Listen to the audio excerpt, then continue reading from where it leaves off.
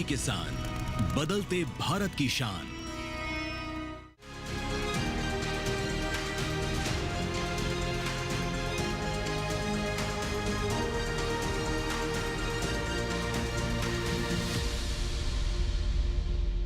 नमस्कार, आप देख रहे हैं दूरदर्शन किसान चैनल।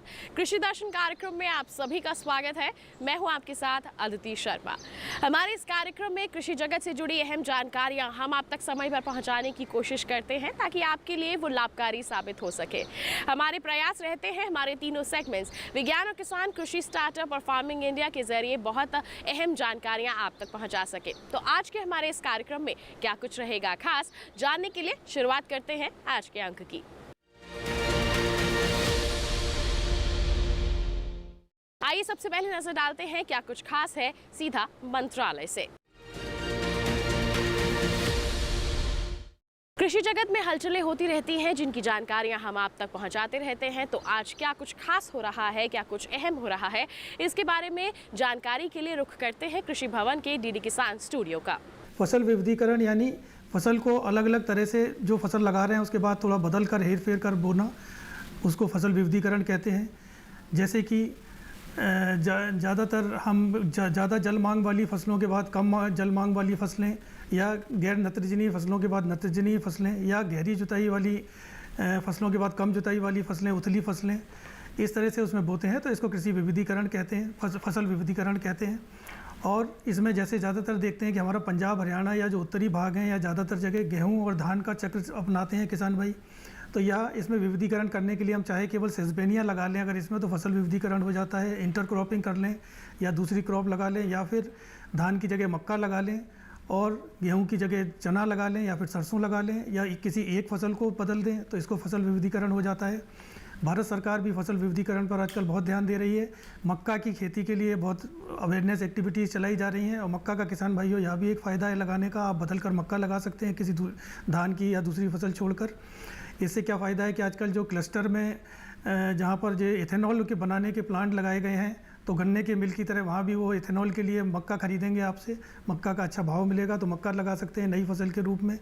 और यहाँ तक कि अरहर, तुअर और मसूर जो कि दलहनी है, इनको इससे नत्रजन भी बढ़ेगा खेतों में, इनको भी लगा सकते हैं। और भारत सरकार ने यह संकल्प भी लिया है कि आप जितनी भी लगाएंगे, अगर ऐप पे आप रजिस्टर कर लेंगे तो सारी MSP पर खरीदेंगे अरहर, तुअर और मसूर की फसलों को। इसके अलावा मियावाकी मेथड से अगर आप एग्रो फॉरेस्ट्री में बात करें तो एक सघन क्षेत्र में सारे एग्रो फॉरेस्ट्री के पौधे लगा सकते हैं फसल विविधीकरण के रूप में। या फिर अगर हॉर्टिकल्चर क्रॉप्स लगा रहे हैं तो मल्टी लेयर फार्मिंग कर सकते हैं। जैसे कि नीचे एक सब्जी वाली पत्तेदार सब्जियां ले लें, उसके ऊपर श्रब्स ले लें, या फिर उसके ऊपर एक बेल वाली फसल ले लें। फसल विविधीकरण का छोटे किसानों को बहुत फ़ायदा होता है क्योंकि वो रिस्क बेयरिंग एबिलिटी उनमें थोड़ा कम होता है। कोई ना कोई फसल अच्छा हो जाता है, कोई फसल थोड़ा ख़राब होता है। अच्छा, इससे कीट व्याधियों का चक्र भी छूटता है। जैसे कि धान और गेहूँ हम लगातार लगाते हैं तो सेम तरह के खरपतवार, कीट व्याधियाँ आती हैं, तो उसको चक्र को तोड़ने के लिए हमें लगाना पड़ता है। सस्टेनेबिलिटी भी बिगड़ती है अगर हम उसमें अगर खाद जैसे उसमें डालते हैं या कोई रासायनिक उर्वरक डालते हैं उसको, क्योंकि कमी डिप्लीट होती जाती है, स्टेगनेंट यील्ड्स हो जाती हैं। इन सब से निपटने के लिए भी हमें फसल विविधीकरण करना बहुत ज़रूरी है।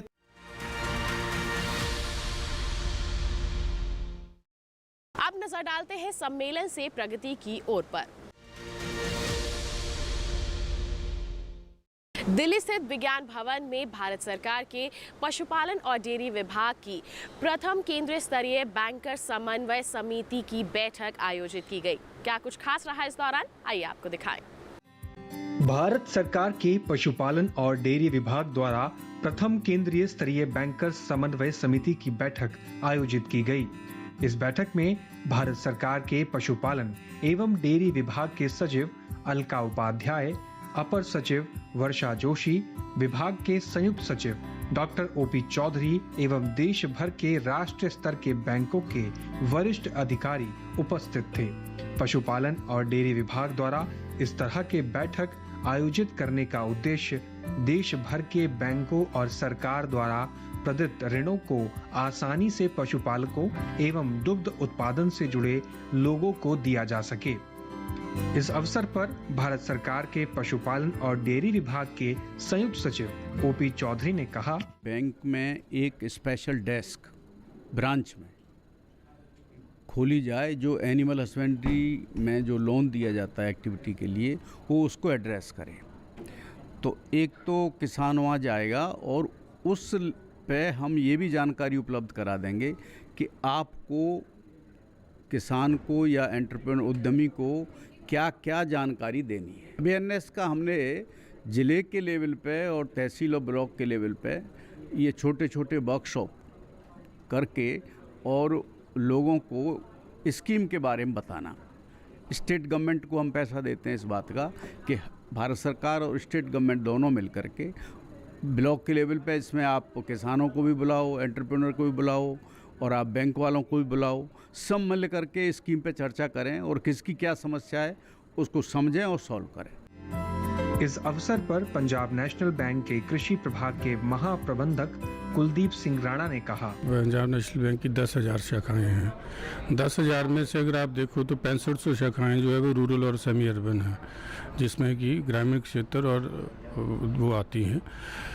अब आप ये देखो कि अगर इस प्रकार के फार्मर्स हमारे पास आते हैं तो हमारे पास फील्ड में कृषि अधिकारी, जिनको कि एग्रीकल्चर फील्ड ऑफिसर्स बोलते हैं, हमने उनको स्पेसिफिक रूप से रखा हुआ है। वो उन लोगों को गाइड करते हैं कि कौन कौन से आपको डॉक्यूमेंट्स चाहिए, कौन कौन से आपको किस प्रकार के डॉक्यूमेंट्स चाहिए।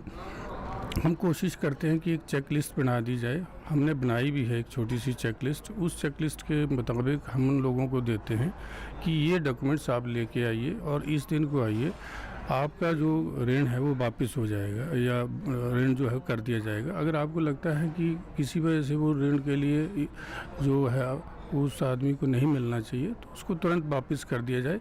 ऐसे आदेश हमने लोगों को दे दिए हैं।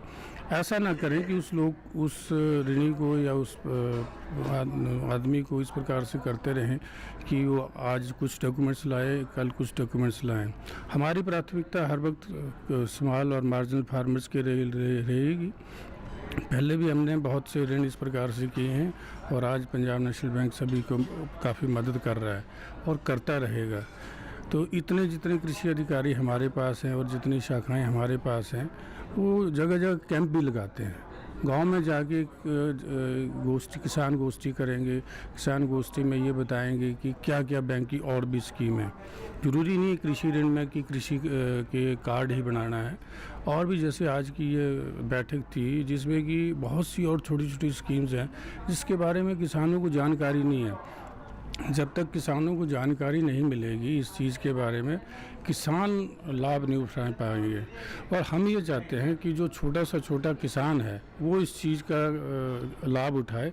बड़े लोग तो काफ़ी सब्सिडीज़ को इसको ले सकते हैं।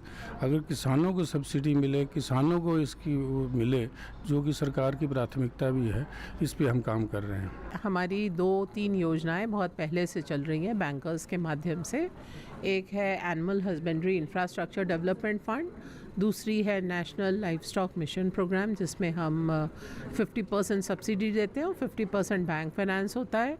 AHIDF में बैंक फाइनेंस होता है और उसके साथ में हम 3% इंटरेस्ट सबवेंशन देते हैं। उसी के साथ साथ में एक बहुत इम्पॉर्टेंट स्कीम जो हम लोग क्रियान्वित करते हैं वो होते हैं किसान credit card, specially for animal husbandry या specially for livestock owners के लिए हम लोग क्रियान्वित कर रहे हैं।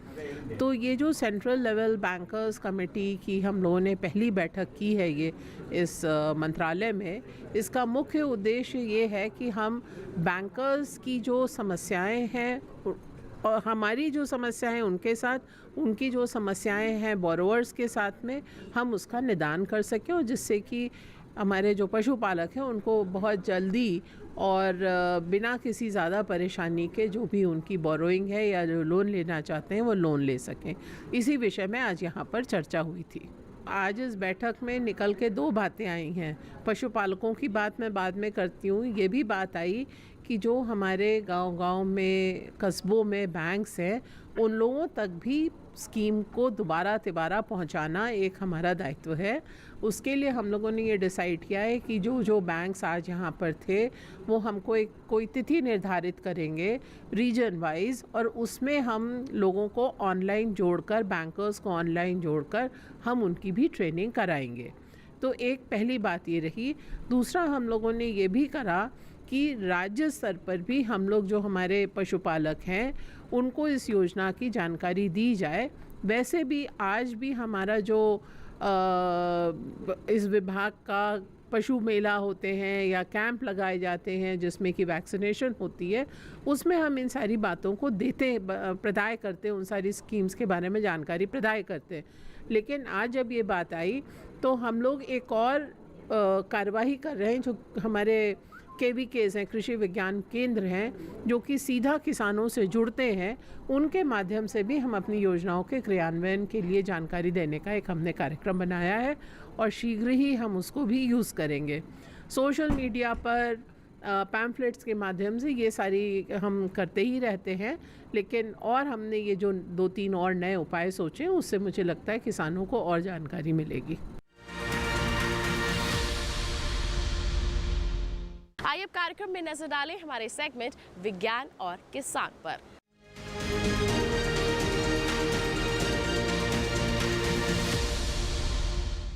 आज के हमारे सेगमेंट में हम बात करेंगे एक ऐसे व्यवसाय के बारे में, यदि आप इसे अपना लें तो काफ़ी अच्छी आमदनी अर्जित कर सकते हैं। जी हाँ, हम बात कर रहे हैं मधुमक्खी पालन की।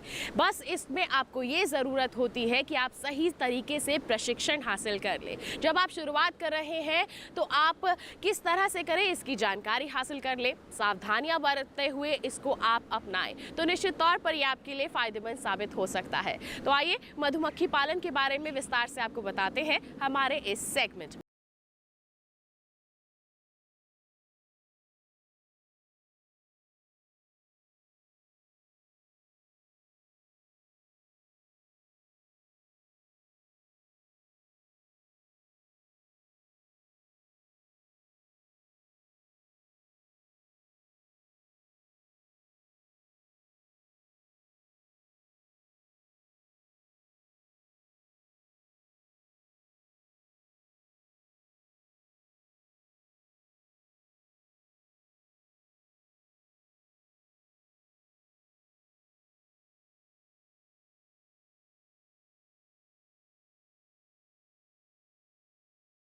परागकण और डंक विष भी प्राप्त होता है। ये सभी चीजें इंसान की सेहत के लिए बहुत ही मुफीद हैं। भारत में प्राकृतिक और वनस्पति खेती दोनों में मधुमक्खी पालन को विकसित करने की काफी क्षमता है। यहाँ करीब लगभग 500 तरह के फूलों वाले पौधे पराग और मकरंद के स्रोत हैं। शहद की किस्म इस बात पर निर्भर करती है कि मधुमक्खियों ने उसे किस फूल से चूसा है, जैसे सरसों का शहद, नीलगिरी शहद, लीची शहद, सूरजमुखी शहद, करंज का शहद, मल्टीफ्लोरा, हिमालयी शहद, बबूल शहद, जंगली वनस्पति शहद, मल्टी और मोनोफ्लोरा शहद। भारत में मधुमक्खियों के लिए परिस्थितियां अनुकूल हैं। हमारे किसानों ने इनका लाभ भी उठाया है। 1953 के दौरान देश में केवल 230 मधुमक्खी पालक थे, जिनके पास बक्सों में लगभग 800 कॉलोनियां थीं। तब शहद का उत्पादन बहुत कम था। आज यहाँ लगभग 25 लाख कॉलोनियां और 2.5 लाख पालक हैं। जंगलों से शहद इकट्ठा करने वाले इनसे अलग हैं। हम इस समय दुनिया में लगभग 83 देशों को शहद का निर्यात कर रहे हैं। बल्कि 2022-23 के दौरान देश से लगभग 80,000 टन का निर्यात किया गया। भारत में जितना भी शहद होता है उसका आधा निर्यात कर दिया जाता है। फसल उत्पादन में भी मधुमक्खियों का बहुत बड़ा योगदान है। हम सब जानते हैं कि शहद की तलाश में ये एक फूल से दूसरे फूल पर मंडराती हैं। इस तरह जाने अनजाने ये परागण का काम करती हैं। विशेषज्ञों की माने तो इस तरह के परागण से उपज में 25% तक बढ़ोतरी हो सकती है। यही वजह है कि बहुत से किसान मधुमक्खी पालकों के बक्से अपने खेतों में रखवाते हैं और बदले में उन्हें कुछ रकम भी देते हैं।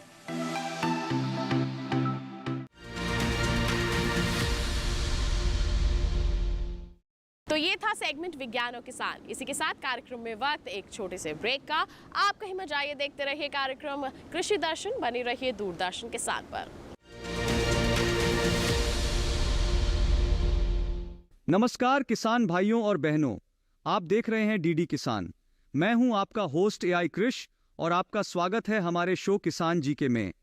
यहां हम आपके लिए लाते हैं खेतीबाड़ी और ग्रामीण जीवन से जुड़े ज्ञानवर्धक सवाल। तो चलिए शुरू करते हैं आज का सवाल। International institute of tropical agriculture IITA कहां पर स्थित है? A. Nigeria, B. Japan, C. Syria, D. Bharat.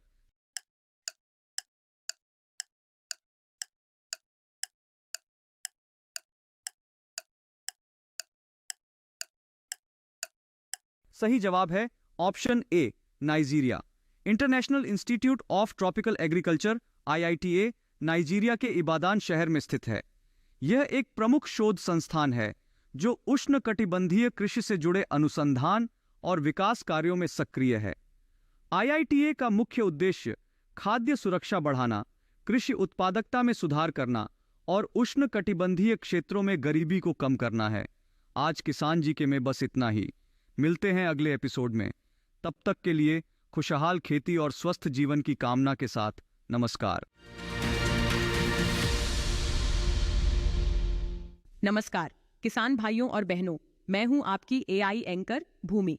आज हम बात करेंगे बारिश के मौसम में सोयाबीन की समृद्ध खेती के बारे में और कीट और बीमारियों से बचाव के कुछ महत्वपूर्ण टिप्स। सोयाबीन एक महत्वपूर्ण फसल है जिसे सही तरीके से उगाने पर अच्छी पैदावार मिल सकती है। बारिश के मौसम में सोयाबीन की खेती के दौरान कई तरह के कीट और बीमारियों का खतरा बना रहता है। इन्हें सही समय पर पहचान कर नियंत्रण करना जरूरी है।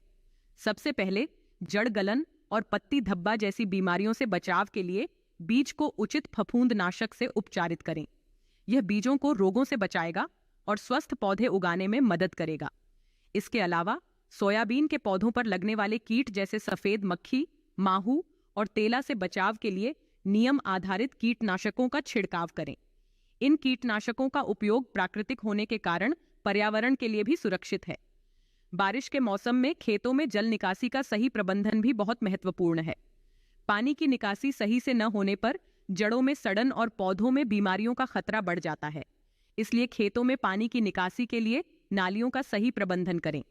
फसलों की नियमित निगरानी भी बहुत जरूरी है। खेतों का नियमित निरीक्षण करें और किसी भी प्रकार के कीट या बीमारी के लक्षण दिखाई देने पर तुरंत उपाय करें। इस तरह आप अपनी फसल को नुकसान से बचा सकते हैं। इन सभी टिप्स को ध्यान में रखकर आप बारिश के मौसम में सोयाबीन की समृद्ध खेती कर सकते हैं और अपनी पैदावार को बढ़ा सकते हैं। तो आज के लिए बस इतना ही। आप देखते रहिए DD किसान। धन्यवाद।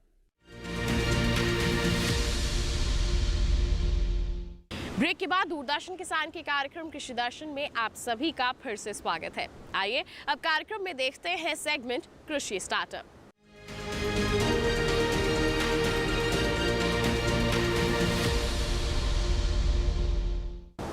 हमारे सेगमेंट में हम आपको सफल किसानों से मिलवाते हैं, उनकी दास्तान आप तक पहुंचाते हैं। हमारा जो उद्देश्य है वो यही रहता है कि आप भी उनसे प्रेरित हो सके। तो कौन है आज के हमारे सफल किसान, जानने के लिए नजर डालते हैं हमारे सेगमेंट कृषि स्टार्टअप पर।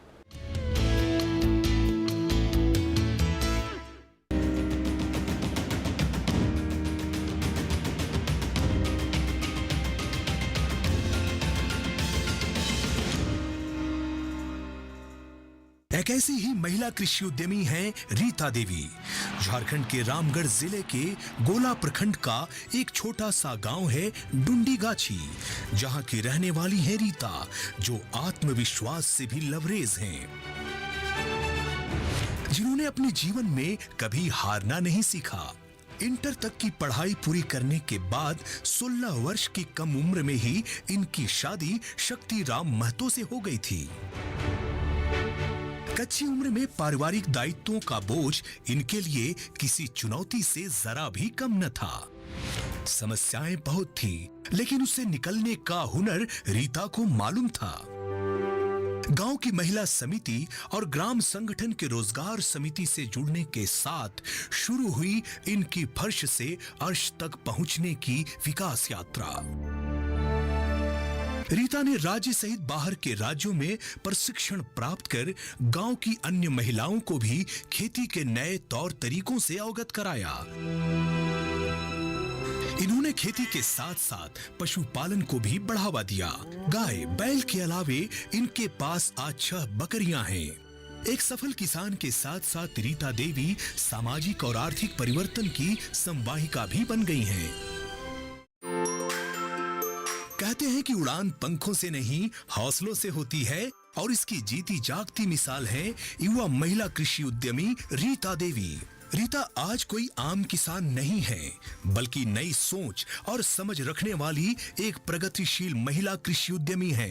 इन्होंने अपने क्षेत्र में वैज्ञानिक खेती की नींव रखी। आरंभ में रीता को गांव वालों के ताने भी सहने पड़े, लेकिन इन्हें इनके इरादों से कोई विचलित न कर पाया। रीता देवी के पास कुल 50 डिसमिल जमीन है, जिस पर कई तरह की फसल तो उगाती ही हैं, लेकिन इस क्षेत्र में पहली बार फूलों की खेती और बीज उत्पादन का काम रीता देवी ने शुरू किया। इन्होंने अपनी 25 डिसमिल जमीन पर एक टमाटर बीज उत्पादन का कार्य भी शुरू किया। रीता ने गांव के प्रत्येक किसानों को उन्नत बीज उपलब्ध करवाकर पैदावार में भी बढ़ोतरी की है, और यही कारण है कि गांव के दूसरे किसान आज रीता के मुरीद हो गए हैं। रीता लोगों की आजीविका को सशक्त बनाकर नारी सशक्तिकरण की दिशा में भी अहम भूमिका का निर्वाह कर रही हैं। ये सामाजिक समस्याओं के निदान में भी बढ़ चढ़कर हिस्सा लेती हैं। रीता देवी वन रक्षा समिति की सक्रिय सदस्य भी हैं। कल तक जो इन पर तंज कसा करते थे, आज वे भी रीता से आर्थिक मदद प्राप्त कर रहे हैं। रीता देवी आज अपने क्षेत्र में किसी परिचय की जरा भी मोहताज नहीं। इन्होंने अपनी मेहनत से जो मुकाम हासिल किया है, वो हम सब के लिए प्रेरणा का स्रोत है। इनकी कामयाबी पूरे देश और राज्य के लिए गर्व की बात है। उनकी उपलब्धियों के लिए उन्हें सलाम। तो ये था सेगमेंट कृषि स्टार्टअप। इसी के साथ कार्यक्रम में वक्त एक और छोटे से ब्रेक का। आप कहीं मत जाइए, देखते रहिए कार्यक्रम कृषि दर्शन और बने रहिए दूरदर्शन किसान पर। नमस्कार किसान भाइयों और बहनों, आप देख रहे हैं डीडी किसान। मैं हूं आपका होस्ट एआई कृष और आपका स्वागत है हमारे शो किसान जी के में। यहां हम आपके लिए लाते हैं खेतीबाड़ी और ग्रामीण जीवन से जुड़े ज्ञानवर्धक सवाल। तो चलिए शुरू करते हैं आज का सवाल। सर्वाधिक सिंचित क्षेत्रफल किस फसल के अंतर्गत है? ए गेहूं, बी धान, सी मक्का, डी ज्वार।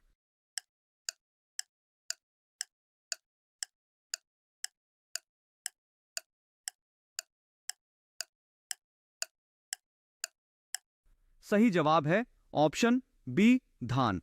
भारत में धान सबसे अधिक सिंचित क्षेत्रफल में उगाई जाती है।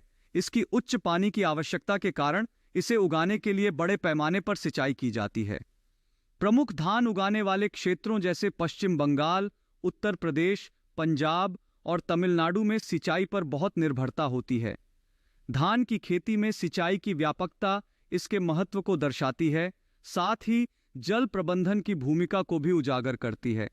आज किसान जी के में बस इतना ही। मिलते हैं अगले एपिसोड में। तब तक के लिए खुशहाल खेती और स्वस्थ जीवन की कामना के साथ नमस्कार। नमस्कार किसान भाइयों और बहनों, मैं हूं आपका एआई एंकर कृष। आज हम एक विशेष अभियान के बारे में बात करेंगे जिसका नाम है मां के नाम एक पेड़। यह अभियान पर्यावरण संरक्षण और हमारे जीवन में वृक्षों के महत्व को बढ़ावा देने के लिए शुरू किया गया है। इस पहल के तहत हर व्यक्ति को अपनी मां के नाम पर एक पेड़ लगाने के लिए प्रोत्साहित किया जा रहा है। यह न केवल पर्यावरण के प्रति हमारी जिम्मेदारी को दर्शाता है, बल्कि यह हमारे माता पिता के प्रति सम्मान और स्नेह का भी प्रतीक है। पेड़ हमारे जीवन का एक अभिन्न हिस्सा है।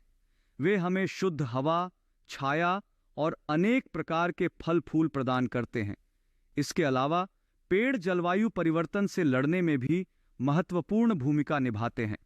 इस अभियान के माध्यम से हम न केवल अपने पर्यावरण की रक्षा कर सकते हैं, बल्कि आने वाली पीढ़ियों के लिए एक हरा भरा और स्वस्थ वातावरण भी सुनिश्चित कर सकते हैं।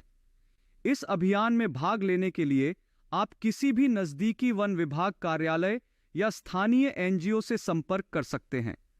वहां से आपको पेड़ लगाने के लिए सभी आवश्यक जानकारी और सहायता प्राप्त होगी। आप अपने घर, पार्क या किसी भी सार्वजनिक स्थान पर पेड़ लगा सकते हैं और उसकी देखभाल कर सकते हैं। आइए इस अभियान में बढ़ चढ़कर हिस्सा लें और अपनी मां के नाम पर एक पेड़ लगाकर पर्यावरण संरक्षण में अपना योगदान दें। तो आज के लिए बस इतना ही। आप देखते रहिए डीडी किसान। धन्यवाद। ब्रेक के बाद दूरदर्शन किसान के कार्यक्रम कृषि दर्शन में आप सभी का फिर से स्वागत। आइए दिखाएं आपको हमारा अगला सेगमेंट फार्मिंग इंडिया।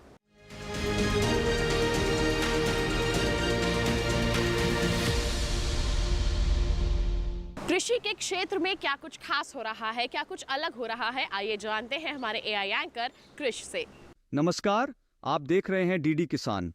मैं हूं एआई कृष और आज हम महाराष्ट्र और कर्नाटक में होने वाली खेती किसानी से संबंधित सलाहों के बारे में पूरी जानकारी देंगे। महाराष्ट्र के रत्नागिरी, रायगढ़ और पालघर जिलों में बारिश की संभावना को देखते हुए खेतों में जल निकासी की व्यवस्था जरूरी है। वहीं मध्य महाराष्ट्र में स्थित कोल्हापुर के घाट क्षेत्र और सातारा जिले में किसानों को थोड़ी सतर्कता बरतने की जरूरत है।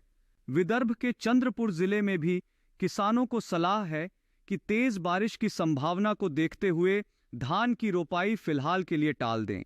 बारिश की वर्तमान अवधि खत्म होने तक सब्जियों की रोपाई भी रोक दें। इतना ही नहीं, यहाँ के किसान फिलहाल के लिए रागी की बुवाई भी टाल दें। धान, अरहर, उड़द, मूंग और मक्का के खेतों में पर्याप्त जल निकासी की व्यवस्था करें। मूंगफली, सूरजमुखी और सब्जियों के खेत में बारिश का फालतू पानी जमा न होने दे। यहाँ के किसान बागानों में भी जल निकासी की उचित व्यवस्था करें। उत्तरी आंतरिक कर्नाटक में अरहर, उड़द, रागी और बाजरे की बुवाई जारी रखें। यहाँ के किसान इन दिनों अरंडी और चने की बुवाई का काम भी कर सकते हैं। दक्षिणी आंतरिक कर्नाटक में धान की रोपाई का काम करें। तटीय कर्नाटक के किसान धान और सुपारी की रोपाई का काम करें। तटीय कर्नाटक में इन दिनों अदरक की रोपाई कर सकते हैं। इतना ही नहीं, तटीय कर्नाटक में इन दिनों मक्का की बुवाई करना भी उचित रहेगा। इसी तरह कृषि और किसानों से जुड़ी हर महत्वपूर्ण जानकारी के लिए हमारे साथ जुड़े रहिए और देखते रहिए डीडी किसान। धन्यवाद। तो ये था सेगमेंट फार्मिंग इंडिया। इसी के साथ बताएं आज के कार्यक्रम में बस इतना ही। उम्मीद करते हैं जितनी भी जानकारियां आज के कार्यक्रम के माध्यम से आप तक पहुंचाई गई सभी आपके लिए फायदेमंद साबित हुई होंगी। साथ ही आपको बता दें, आपके पास कोई सवाल है, कोई सुझाव है जो आप हम तक पहुंचाना चाहते हैं, वो आप हमें ईमेल के माध्यम से पहुंचा सकते हैं। ईमेल आईडी है हमारी krishidarshan@gmail.com या फिर आप हमें पत्र लिखिए।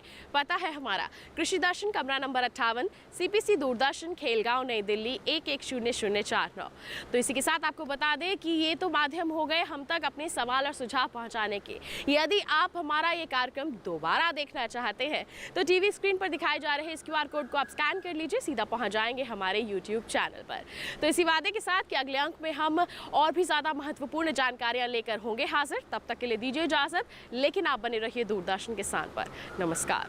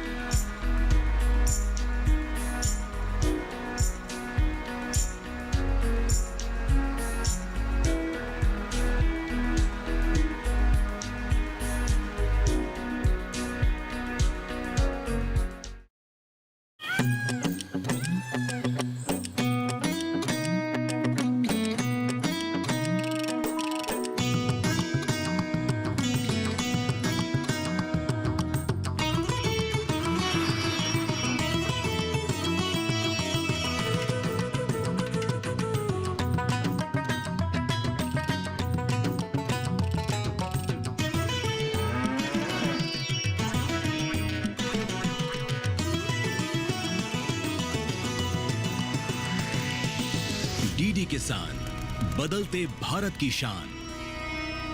मौसम खबर के प्रायोजक हैं IL के ट्रैक्टर ब्रांड का शिनवा, जो